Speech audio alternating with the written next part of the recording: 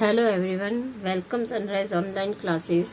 Now dear students, हमारे जो topic चल रहा था principles by Henry Fayol. Okay, now इस प्रिंसिपल के अंदर 14 प्रिंसिपल है, जिसमें हम 3 प्रिंसिपल कंप्लीट कर चुके थे। जिसमें फर्स्ट था हमारा डिवीजन ऑफ वर्क, सेकंड हमारा था authority and responsibility, and now third is discipline. अब हम फोर्थ चल रहे हैं, यूनिटी ऑफ कमांड। ओके, जैसा कि नाम से ही पता चल रहा है, कमांड इट मीन्स कोई जब हमें किसी तरीके का ऑर्डर देता है। अब उसमें बात कही है यूनिटी, क्या मीनिंग है इसका? पहले एक जनरल बात कर लेते हैं। मान के चलें ये एक ऑर्गेनाइजेशन है। ओके, इस ऑर्गेनाइजेशन के अंदर अलग अलग डिपार्टमेंट होते हैं। जैसे माना ये आपका प्रोडक्शन डिपार्टमेंट है, ये आपका सेल्स डिपार्टमेंट है, ये एक मार्केटिंग डिपार्टमेंट है। ओके, अब इनके अंडर में भी कुछ एम्प्लॉय होते हैं। ठीक है, मान के चले इन सब के नीचे कुछ एम्प्लॉयज काम कर रहे हैं। ओके, ये एम्प्लॉय ऐसे हैं जो ये सभी के अंडर में आते हैं। क्लिक। अब क्या होता है, प्रोडक्शन डिपार्टमेंट वाला व्यक्ति जो मैनेजर है वो इसके पास आता है और ये कहता है कि आप जो है प्रोडक्शन आराम से करो, बट मतलब इतना आराम से करना है कि आपका जो प्रोडक्ट बनकर आए उसकी क्वालिटी अच्छी होनी चाहिए। ओके, उसकी स्टैंडर्ड क्वालिटी बनी रहे। आप इतनी जल्दी भी काम ना करें कि उसकी क्वालिटी बिगड़ जाए। इसने इसको ये बात कह दी। ठीक, अब सेल्स मैनेजर आता है, वो इसके पास एक और बात कहता है। वो ये कहता है कि मार्केट में हमारे प्रोडक्ट की डिमांड है, तो आप जो है प्रोडक्शन बहुत स्पीडली करेंगे, काम को डिले नहीं करेंगे। आपको बहुत फास्ट काम करना है ताकि हम उसका ऑर्डर कंप्लीट कर सकें। अब ऐसी स्थिति में ये बंदा कंफ्यूज हो गया है, मैं क्या करूं? मैं इसकी बात मानूं या इसकी बात मानूं? ऐसी स्थिति में अब वो काम करने की सोचता है, तो पहले तो अच्छा थोड़ा प्रोडक्ट बनाता है, फिर बात इसकी दिमाग में आती है तो वो प्रोडक्ट को जल्दी बनाने की कोशिश करता है, जिसमें कुछ की क्वालिटीज अच्छी नहीं आती है। ऐसी स्थिति में और जितना इसने कहा था उतना वो प्रोडक्शन भी नहीं कर पाया है। तो इट मीन्स न तो वो इसकी बात को फॉलो कर पाया और न ही इसकी बात को फॉलो कर पाया, और एक वो कंफ्यूजन की स्थिति में रहा कि मैं किसको फेवर में करूं, और वो ऐसी स्थिति में दोनों की ही निगाह से गिर जाता है। किसी की भी बात को फॉलो वो ढंग से नहीं कर पाता। तो ऐसे में फेयोल सर का कहना ये था कि आप जब भी एम्प्लॉय पर कमांडिंग करें, उसका बॉस जो है वो एक ही होना चाहिए। उसको हर एक बॉस के ऊपर अलग अलग बॉस नहीं मिलने चाहिए। एक बॉस के अंदर अलग अलग एम्प्लॉय हो सकते हैं, बट एक एम्प्लॉय के ऊपर अलग अलग बॉस नहीं होने चाहिए, जिससे आपका काम सिस्टमैटिक नहीं होगा। That is the command, unity of command. Okay, according to this principle, an employ should receive order from one boss superior and should be accountable to superior only। यहाँ पर ये प्रिंसिपल हमें ये बताता है कि कोई भी एम्प्लॉय है उसका कोई एक ही सुपीरियर होना चाहिए और वो उसी के लिए भी अकाउंटेबल होना चाहिए। इसको आप एग्जाम्पल से बता सकते हैं। ये एग्जाम्पल आप चाहें तो आप अपने मन से भी क्रिएट कर सकते हैं। जरूरी नहीं है कि मैंने जो यहाँ लिखा है वही आपको लिखना है। If employ of production department is to go slow in production to maintain quality standard by production incharge. ठीक है ना, प्रोडक्शन मैनेजर ये करता है कि प्रोडक्शन वो स्लो रखता है ताकि उसका स्टैंडर्ड, उसकी क्वालिटी बनी रहे। And sales instruct, sales department कहता है to the employ, fasten the production to meet the pending order. आप फास्ट प्रोडक्शन कीजिए ताकि जो भी पेंडिंग ऑर्डर्स हैं हम उसको टाइम पर कंप्लीट कर सकें। In this situation employ will get confused. ऐसी सिचुएशन में एम्प्लॉय कंफ्यूज हो जाता है as to whose instruction must be followed by him. मैं किसके इंस्ट्रक्शन को फॉलो करूं? तो यहाँ पर यूनिटी ऑफ कमांड के प्रिंसिपल को फॉलो नहीं किया जा रहा था। तो ऐसी स्थिति में क्या हो गया, कंफ्यूजन क्रिएट हो गया और काम सही भी नहीं हो पाया। ओके, नाउ अब अगर हम इस प्रिंसिपल को फॉलो करते हैं तो हमें क्या इसके अंदर पॉजिटिव इफेक्ट्स मिलेंगे। No confusion in the mind of subordinate.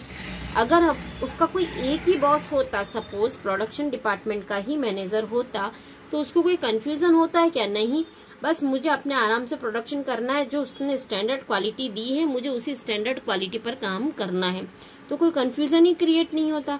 No ego clashes, यहाँ पर ईगो क्लैशेस भी नहीं होंगे। मतलब एक तो प्रोडक्शन डिपार्टमेंट अपनी बात कह कर गया, एक सेल्स डिपार्टमेंट का मैनेजर अपनी बात कह कर गया। अगर वो प्रोडक्शन डिपार्टमेंट के मैनेजर की बात मानता है और सेल्स की नहीं मानता है, तो यहाँ क्या होंगे? ईगो क्लैशेस होंगे कि यार ये तो उसकी सुनता है, मेरी नहीं सुनता है। इम्प्रूव्स इफेक्टिवनेस इन वर्किंग, आप यहाँ पर अपनी वर्किंग को भी इफेक्टिव कर सकते हैं। ओके, अब बात करते हैं वायलेशन की। अगर आपने नहीं फॉलो किया तो जस्ट इसका अपोजिट लिख लीजिए, confusion in mind of employ.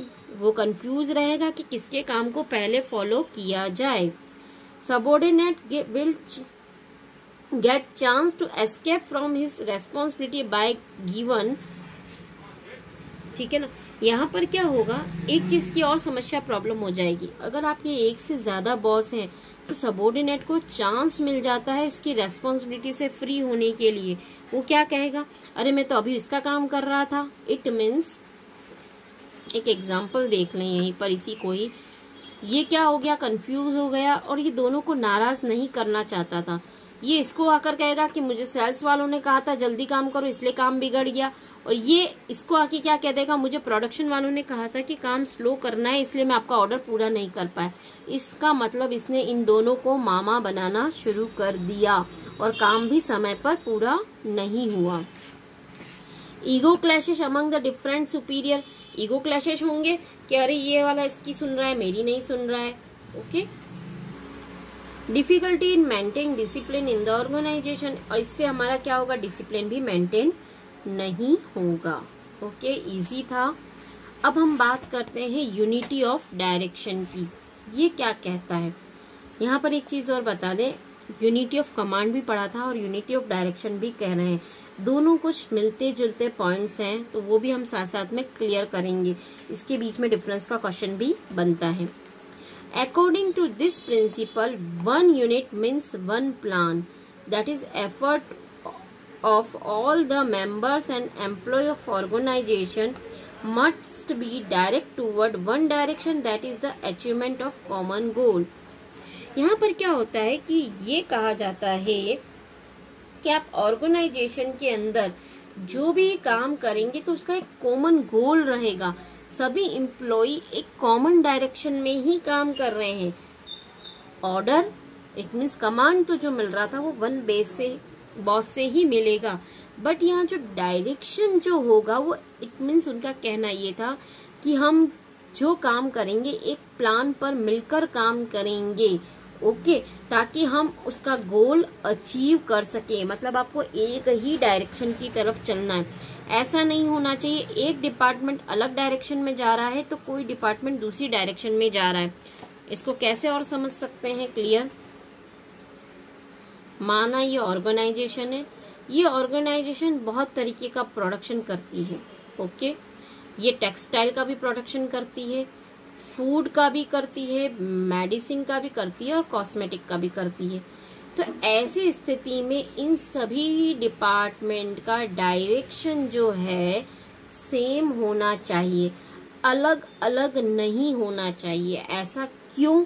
क्योंकि अगर इन सब का एक कॉमन डायरेक्शन होगा, एक वन प्लान होगा, तो इन सारे डिपार्टमेंट के अंदर कोऑर्डिनेशन बने रहेंगे।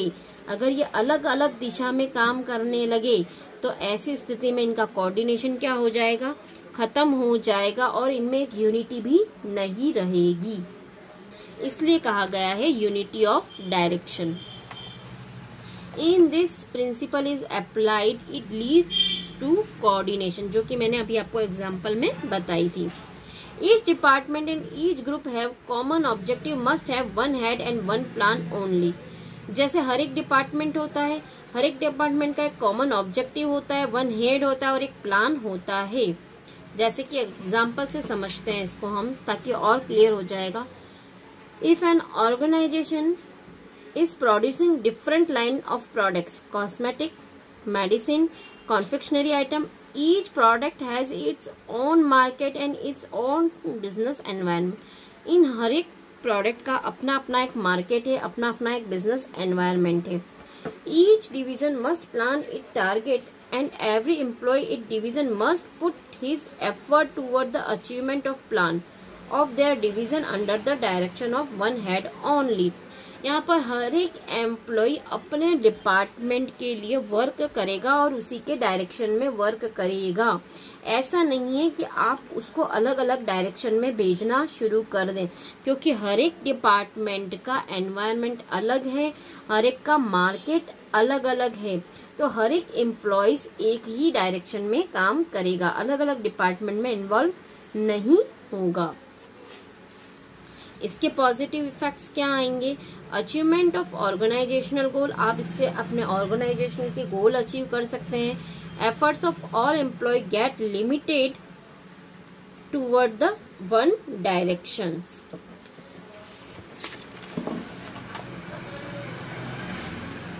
अगर हम वायलेशन करते हैं तो लैक ऑफ कोऑर्डिनेशन हो जाएगा, वेस्टेज ऑफ एफर्ट्स, रिसोर्सेज, इन सारी चीजों का वेस्टेज होगा। डिफिकल्टी इन अचीव ऑर्गेनाइजेशनल गोल, आप ऑर्गेनाइजेशन का गोल भी अचीव नहीं कर पाएंगी। ओके, मुझे जहां तक है अभी आप लोगों के दिमाग में थोड़ा कंफ्यूजन चल रहा होगा unity of direction and unity of command. तो मैं यहाँ इसका एक डिफरेंस मैंने बनाया है ताकि आपको थोड़ा ये अलग अलग हो सके कि क्या एक्चुअल में कहना चाह रहे हैं। सबसे पहले हम ये देखते हैं कि यूनिटी ऑफ कमांड किस में इंसिस्ट करता है। ये प्रिंसिपल इंसिस्ट करता है कि one boss and one subordinate, okay sorry, one boss on one subordinate, मतलब हर एक सबऑर्डिनेट के ऊपर एक ही बॉस होगा। ठीक है ना, एक बॉस के अंदर सबऑर्डिनेट बहुत सारे हो सकते हैं, पर एक सबऑर्डिनेट का एक ही बॉस होगा। This principle insist on one unit division on one plan, मतलब हर एक डिपार्टमेंट का अपना अपना एक प्लान होना चाहिए, वो उसी डायरेक्शन में काम करेगा। जैसे कॉस्मेटिक वाला अपने डायरेक्शन में काम करेगा, मेडिसिन वाला अपने डायरेक्शन में करेगा, टेक्सटाइल वाला अपने डायरेक्शन में काम करेगा। ऐसा करने का पर्पस क्या है? The main purpose of unity command is to avoid confusion and fix the responsibilities on the employ. हम यूनिटी ऑफ कमांड इसलिए फॉलो करते हैं ताकि एम्प्लॉयज की रेस्पॉन्सिबिलिटी फिक्स्ड रहे, वो कंफ्यूज होकर काम न करें। और इसका पर्पस क्या है? The purpose of unity of direction is to direct the efforts of employ of one department in achieving the main object of that department. यहाँ पर हर एक डिपार्टमेंट का अपना अपना ऑब्जेक्ट है, वो उसी दिशा में काम करे। जस्ट लाइक अभी वो कॉस्मेटिक डिपार्टमेंट में काम कर रहा है तो उसी के ऑब्जेक्ट के लिए काम करेगा। आप उसको दूसरे डिपार्टमेंट में शिफ्ट ना करें ताकि वो एक ही डायरेक्शन में लगेगा। आज आपने उसको कॉस्मेटिक में डाल दिया, कल आपने उसको टेक्सटाइल में डाल दिया। अब उस एम्प्लॉय को टेक्सटाइल का तो कोई नॉलेज ही नहीं है, तो ऐसी स्थिति में उसका डायरेक्शन क्या हो गया? गलत हो गया, वो एक गोल को अचीव नहीं कर पा रहा है। फिर बात करते हैं हम functioning. This principle is related to functioning of employ with clarity in mind. ये करने से क्या होगा? अगर यूनिटी ऑफ कमांड रखते हैं तो एम्प्लॉय का जो माइंड है वो क्लियर रहेगा, उसे पता है कि मुझे क्या काम करना है। ओके, और this principle is related to functioning of organisation of a whole और एज अ वन यूनिट। यहाँ पर क्या होगा? यहाँ पर ये होगा कि टेक्सटाइल डिपार्टमेंट को पता है कि मुझे क्या काम करना है, मेडिसिन डिपार्टमेंट को पता है कि मुझे किस डायरेक्शन में काम करना है, कॉस्मेटिक का डिपार्टमेंट को पता है मुझे कहाँ जाना है, क्योंकि इन तीनों के ही बिजनेस एनवायरनमेंट अलग अलग है। इन तीनों के मार्केट बिल्कुल अलग अलग होते हैं। क्या टेक्सटाइल डिपार्टमेंट में आपको मेडिसिन की शॉप दिखती है क्या, जहाँ टेक्सटाइल का बिजनेस चलता है? क्या वहाँ कॉस्मेटिक के बिजनेस चलते हैं? क्या मेडिसिन के बिजनेस चलते हैं? नहीं ना, उनके डिपार्टमेंट अलग अलग है, तो वहाँ की फंक्शनिंग भी बिल्कुल अलग अलग हो जाएंगी। ऐसा करने का रिजल्ट क्या है? This principle result in systematic working and improve the efficiency by removing confusion condition. ऐसा करने से क्या होगा? यूनिटी ऑफ कमांड रखेंगे तो किसी भी तरह का वर्क जो है अव्यवस्थित नहीं रहेगा, सारे काम सिस्टमेटिक वे में रहेंगे। और अगर हमने यूनिटी ऑफ डायरेक्शन को फॉलो किया तो क्या होगा, इससे सारी एक्टिविटीज कोऑर्डिनेट रहेंगी और सब अपनी अपनी डिफरेंट पर्सनालिटीज पर काम करेंगे। ओके, कोई किसी डिपार्टमेंट में छेड़छाड़ नहीं कर रहा है, सभी अपने अपने डिपार्टमेंट में काम कर रहे हैं और एक अपने आप में कोऑर्डिनेशन भी इस्टेब्लिश हो जाएगा। आई होप आपको दोनों में डिफरेंस समझ में आ गया होगा, unity of command and unity of direction. इसका एक स्मॉल क्वेश्चंस भी बनता है, तो प्लीज आप इसको याद कर लीजिएगा। नाउ अब हम नेक्स्ट प्रिंसिपल पढ़ते हैं, subordination of individual interest to general interest. अब पहले तो हम ये बात करें कि इंटरेस्ट का मतलब क्या हो रहा है। यहाँ ब्याज नहीं, यहाँ कोई ब्याज की बात नहीं हो रही है। यहाँ ये मतलब होता है कि हम जहाँ ऑर्गेनाइजेशन में काम कर रहे हैं, उस ऑर्गेनाइजेशन के अंदर, एक एग्जांपल से बता देती हूँ उसको थोड़ा मैं आपको।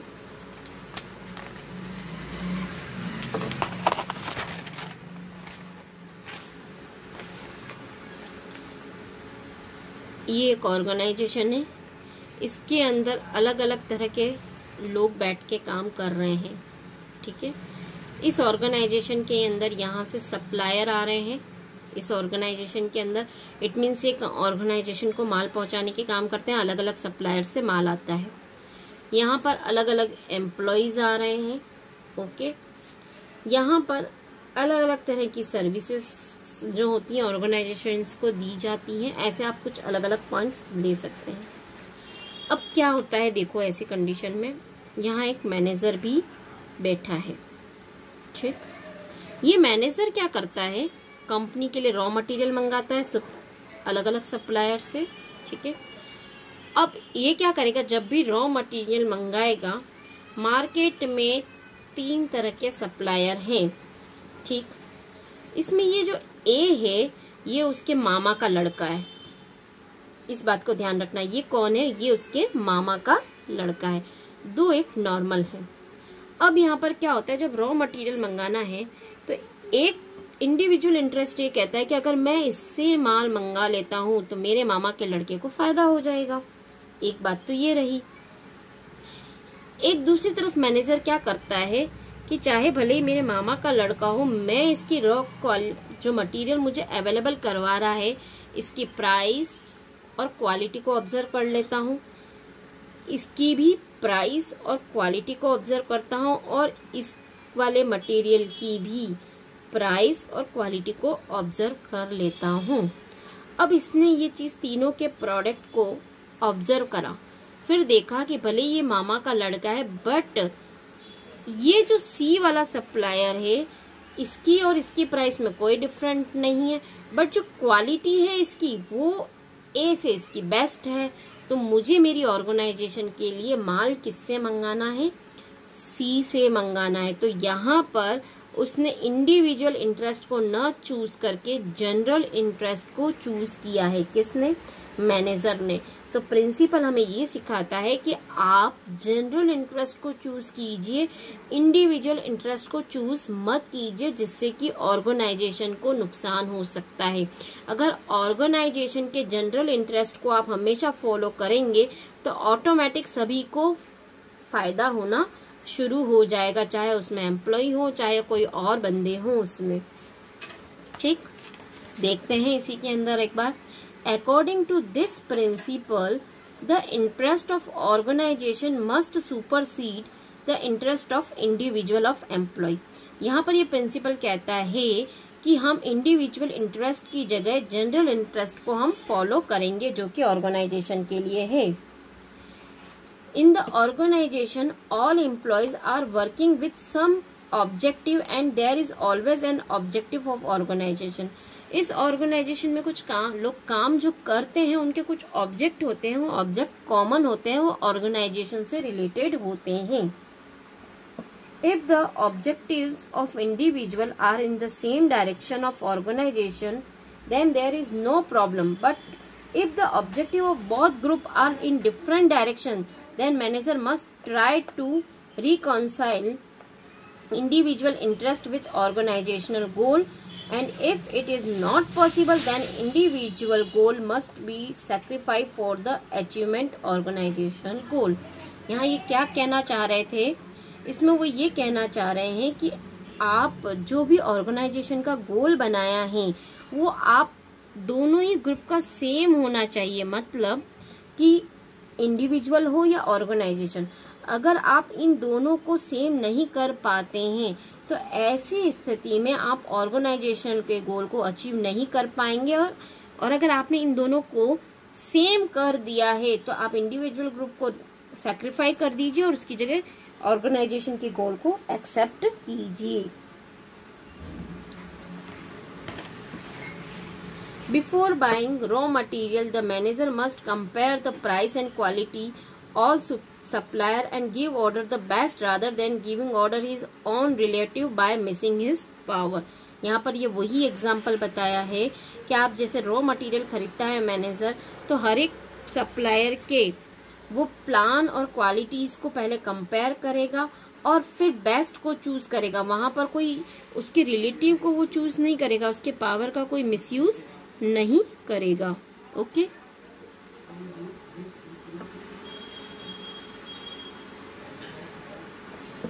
इसका पॉजिटिव इफेक्ट क्या आएगा?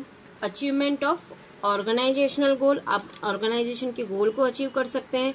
Coordination between individual and organisational goal, यहाँ पर इंडिविजुअल गोल और ऑर्गेनाइजेशनल गोल को भी आप कोऑर्डिनेट कर पाएंगे।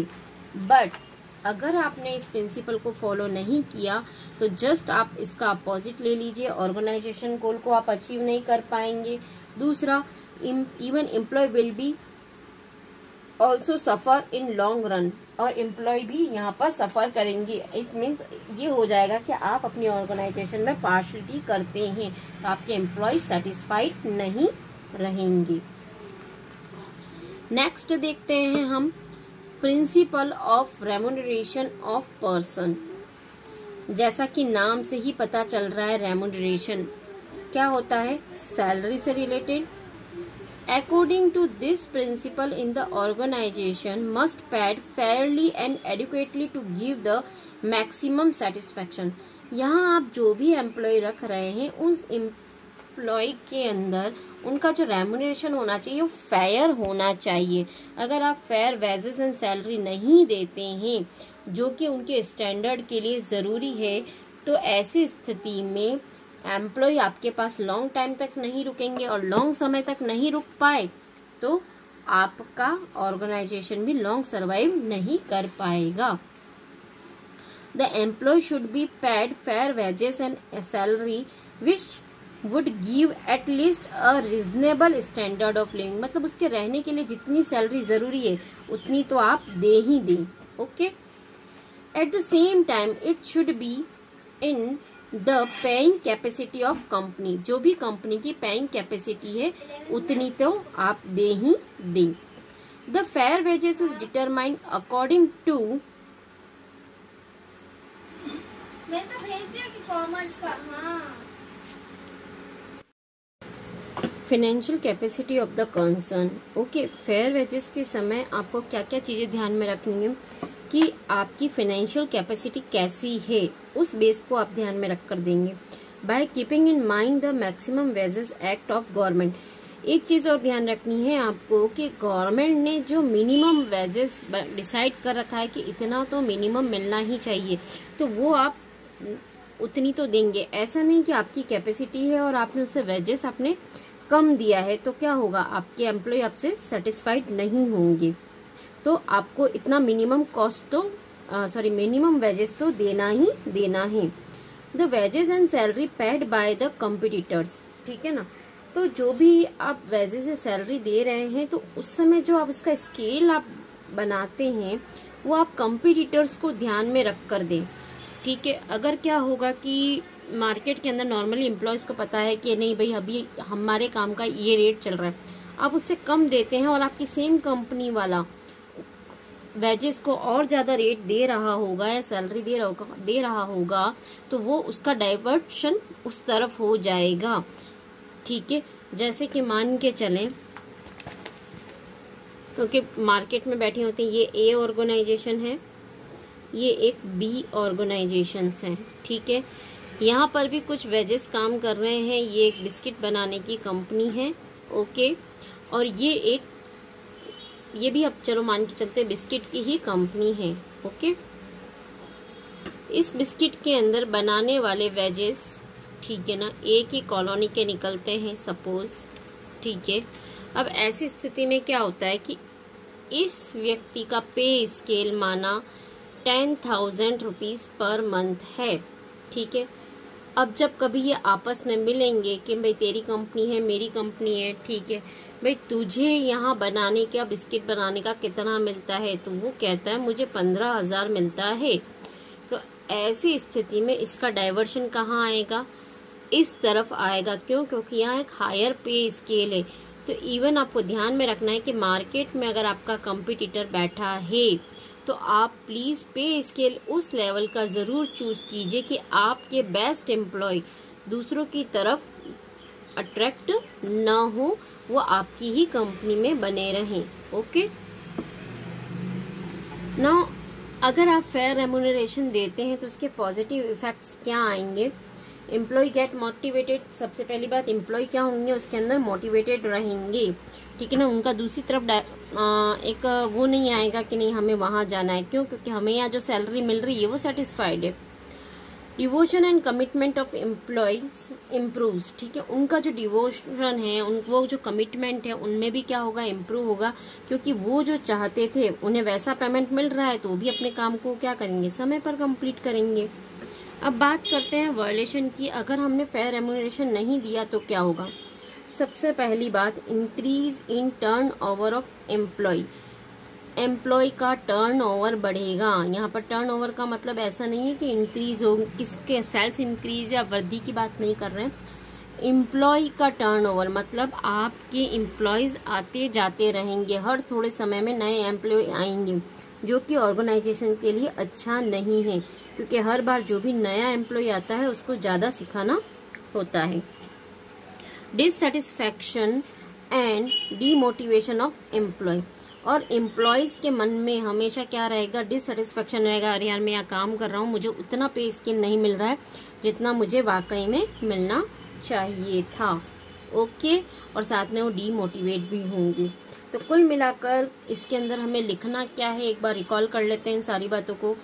2-3 बातें इंपॉर्टेंट बतानी है कि फेयर सर का ये कहना था कि आप जो भी सैलरी या वेजेस दें वो फेयरली दें, ठीक है ना, और जितनी उनकी मिनिमम डिसाइड है उतनी तो हमें देनी ही है। आप 1000 रुपये तक का काम करवा रहे हैं और दे 500 रुपये रहे हैं तो that is non satisfied, okay. दूसरा, आप जो यहाँ पर है उतना फेयर रेम्यूनरेशन दें कि वो उसका लिविंग स्टैंडर्ड को सूट होता हो। और तीसरा, आप मार्केट में जो कॉम्पिटिटर हैं उतना तो आप पे करें ताकि एम्प्लॉयज का टर्नओवर कम होता रहे, ओके। आप चाहें तो और भी कुछ मैटर्स इसमें ऐड कर सकते हैं, पर मिनिमम ये 2-3 कीवर्ड्स तो आपको ध्यान में रखने ही है, ओके। नाउ अब जो नेक्स्ट हमारे 4-5 पॉइंट और रह गए हैं वो हम नेक्स्ट वीडियो में डिस्कस करेंगे, okay. Now thank you very much.